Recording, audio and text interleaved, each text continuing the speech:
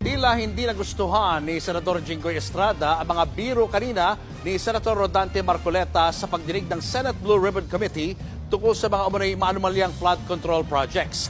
Sa pagro-roll call ni Marcoleta sa pagsimula ng pagdinig, pabiro niyang tinawag si Jinggoy na the bad one.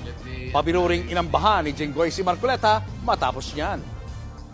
Senator JB Ejercito, the good one.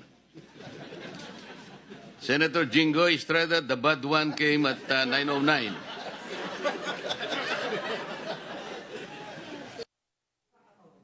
At sa paggulong ng pagdinig, sinabi ng contractor na si Curly Discayan na walang senador ang nakatanggap umano ng kickback sa flood control projects. Dito na tila napikon si Jinggoy sa banat ni Marcoleta. Sir Vizcaya, sa dami-dami mong binanggit na pangalan na kongresista, isa lang tanong ko, Senador, meron ba? Your Honor, wala po. Sigurado ka? Safe ka na.